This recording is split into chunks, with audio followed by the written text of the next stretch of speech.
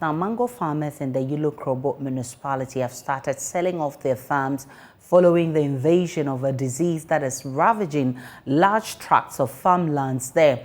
Known as bacterial black spots, the bacteria attacks leaves, twigs, as well as the mango fruits. The farmers say they have no option but to sell their farmlands because of the high cost associated with maintaining the farms in the wake of the disease. JoyNews' Samuel Kojo has the rest of the story.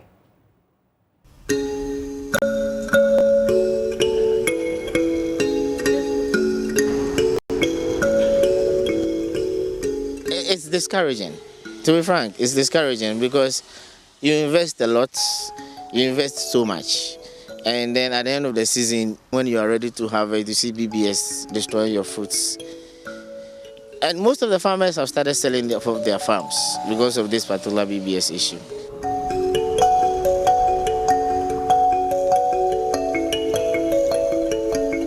Obed Amevo owns this 10-acre mango farm here at Somenya. Mango farming has been his livelihood in the past 15 years. Obed says all looked good until recently when disaster struck. A disease called the bacterial black spot, popularly known as BBS, attacked farms in Yilo-Krobo and its environs, and his was not spared. Last year alone, he lost more than half of his investment to this disease. This BBS issue has been a problem for all the farmers, all mango farmers for the past years. And surprisingly, we've been making all the noise, but for instance, last season I was supposed to harvest for HPW after farm assessment. When they did the farm assessment, I was hitting almost 35, 36 tons. I was only able to harvest I got just about 11 tons. What? Yes. And they can testify to that, HPW can testify to that. The association also did this assessment, and that is what is happening. Even if you can look on the ground now, you see, this is as a result of last season. And nobody knows what will happen this season because the rains have not started yet. But once the rain starts, nobody knows what will happen. It's really bad. It's really making us lose a lot. That is the truth. Preferably when you come and then you scout for the mangoes. You come and then you look on the mango and then you see the symptoms. For now, you can see these symptoms over here. You see some water dripping. Sometimes it might be as a result of cutlass cut. But as a farmer who has been in the farming for a long time, when you look at this side, you see that there's a mark over here before the water is dripping out. So these are the symptoms of the BBS. So these are direct symptoms of BBS. So normally it cracks like this, the water drips. And then when it rains, with humid conditions, then they begin to multiply. You see this as one. The next 2 days or 3 days when you come, you see another mark here, you see another mark here, and then you can identify that, yeah, this is indeed BBS. The biggest challenge is funds. You see, we need funds and we need research, proper research to be done. Currently, this one, the coming class, when they bring it, we are doing it. You see somebody's doing somewhere, someone is doing this one somewhere. But we need the government to get involved. There is that Greek institutions to get involved. The universities should get involved because that is the only way we can solve it. Because it's the whole Ghana, not only it's the whole Ghana. The whole mango industry is on its nails. And if we don't solve it, the system will collapse.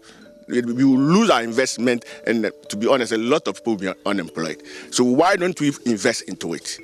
You know, sir? Yes. So that's the biggest thing is funds, and then the research works. Samuel Kojo is the one who put together this story. He joins me via Zoom for more. Samuel, how dire is this situation in the Yilo-Krobo municipality? Asha, it's very dire. Very, because if you listen to the farmers, they tell you that almost every farmer in the Yilo-Krobo area has been affected. And it's not only in Yilo-Krobo, it is everywhere in Ghana where mangoes are grown. That's what they made me understand. If you go to the northern, the Bono area, wherever they grow mango, they have been grappling with this disease for a very, very long time. And if you have a young man there, Obed, someone who was expecting 35 tons of produce, ending up in getting 11 tons, it tells you that he lost about 25 tons.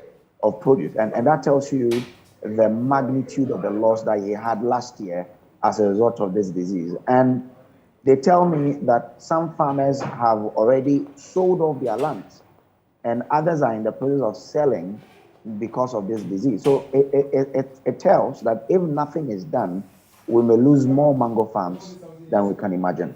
So what do these farmers want from government? What kind of support do they need?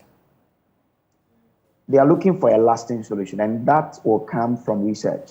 So they're asking government to put in the money to have this research done that could unearth what is supposed to be done to solve this bacterial black spot for them, because they have what they do now is to manage the spread and to manage how it affects their farms. But they say that it comes with a high cost of maintaining the farm, and that's why a lot of people are selling. And so they need a solution that will deal with it once and for all, so they can have that peace of mind to go about their farming business. Now, I even spoke to the MC of the area, who tells me that they have about 50 acres of that mango farm, but because of the disease, the person who's running it on behalf of them has told them that he wants to, hand it back to the assembly because the cost of maintaining the farm is becoming higher. So it's something that the government needs to move in urgently to solve it. Else, we won't be telling ourselves some good news from this time on. So all this while they've been having this challenge, I mean, the MCE hasn't done anything about it. I mean, there hasn't been any support at all. Is that what the situation is? Well, the MC of the area, Eric Tete, told me that he just assumed the position 5 months ago. And he has met the university in that area to discuss how they can help the mango farmers. Because like I said earlier, the assembly itself has a mango farm, 50 acres. And they're also grappling with this particular infestation. So he has met the university to see what they can do. He says that the Tree Crop Development Authority have also assured him that they are doing something about it. But as to how urgent or how fast this help from government can come in, they cannot tell now. But the MC was hopeful that the government will come in any moment from now. But the farmers say they don't know how soon this will be. You expect the MC to say the government will come in any moment from now, but the real farmers who are on the farms there are telling you that they don't know when, because they've gone to the Minister of Agriculture. They know that the government is aware, but nothing concrete is being done as of now. So, of course, this looks like their main source of livelihood. How are they surviving with this? Like you listen to Obed, he says that as business people, they are only hoping for a brighter day. We spoke to some mango sellers who said that they are really feeling the heat of this infestation, because now if they invest about 5,000 in buying mango, they only end up getting around 1,000, 1,500 because of the mangoes that will go bad. So it's like they are hanging in to see what is in stock for them. They were saying that we'll see the full extent of damage around May, when the rains are setting in or when they are getting harvest. So it's just about, a coping mechanism to say, let's see what will come. But things are difficult. Things are really, really difficult. There was this man that we wanted to speak to, but we couldn't get. He has about 30 acres, but they say he only get 9 crates of mango in the last season. It tells you that people are losing a lot of investment, but the only thing they can do is to hope for a brighter day. Well, Kojo Brace is the one who put this story together. The problem of the farmers is compounded with the challenging economic times. One of such farmers, John Dumelo, who is also a politician and actor, has been warning of harder times in the future. He spoke on the AM show hosted by Benjamin Akakpo. Fertilizer, the 50 kg, we used to buy, 250, 260, almost 300. But now it's 450 Ghana. That is even if you would get some to buy in the north. And, so basically it's almost doubled. And the tractor services that we use, those days they would take 60, 70 cedis to plow an acre. But now you will even be lucky to get 150, somebody willing to plow your acre for 150 cedis. And so the price of of cultivation has gone up, and maybe for some of us, yes, we can absorb some of the shocks. But the question is, do we pass the price increase to our consumers? Because now, you're producing a bag. For instance, ginger. I mean, now a bag of ginger is about, let's say, 340 Ghana. Okay, fine. I mean, it's gone up. We know that probably in the next few weeks, it'll still go up.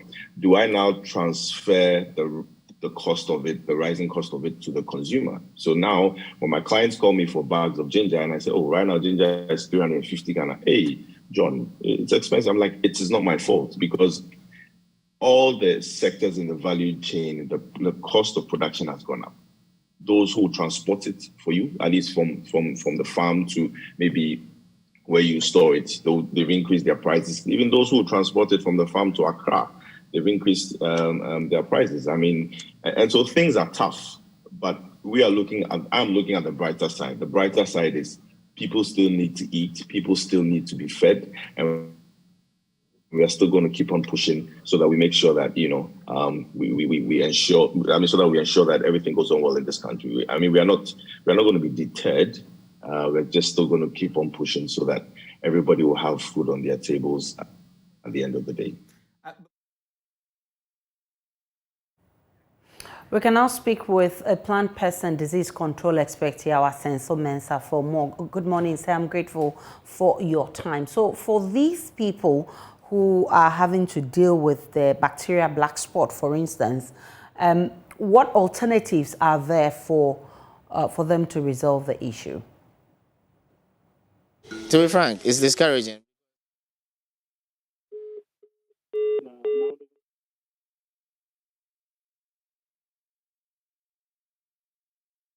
And so we'll try and get him back to speak to the issue. And I just heard him say that it's very discouraging to see that these huge farms of mango are being infected by the bacteria black spot. So if you're back, what are the options for these farmers? The option for you farmers is to engage plant protection services experts to control the disease on their farms for you. Fortunately, one of such companies has been established in Kintampo, and that it has made a breakthrough in the control of the disease, to the extent that a farm that was heavily infested, for which the Ministry of Agriculture had to go there and take pictures to showcase the case in Kintampo. Last season, the farm was able to harvest 22 tons from 2 acres. And that the fruits are sent to HPW, a processing factory. The test they did on it indicated that now the farm had 0% BBS infestation. That means the company has been able to control the disease from the farm effectively. It looks like they've gotten to a point of no return. And if you heard the farmers, some say they've had to sell their farms because they don't know what to do. Is there any help as at now, even though the bacteria seem to have eaten much into the farms? They must seek funding to finance the control program, just as we succeeded in controlling the disease on some farms in Kintampo. In the same way, if they hire our services, we're able to control the disease on their farms for them. Alternatively, the Ghana government can also come in, because South Africa ever had an experience with the disease before. And what the government did is that the government organized a mass spraying for all mango farms in South Africa continuously for 2 years, and the disease was controlled. Now, the fear is that even the farms where we have controlled the diseases in Kintampo, the fear is that if adjoining farms still harbor the disease, those farms that we have controlled the disease will still be reinfected. So what is required now to be done is for the government to assist a mass spraying program that will cover all mango farms in this country. I'm grateful for your time, Mr. Senso. He is a pest pest and disease control expert. And he says that these farmers have to employ the services of experts to actually deal with the challenges on their farms.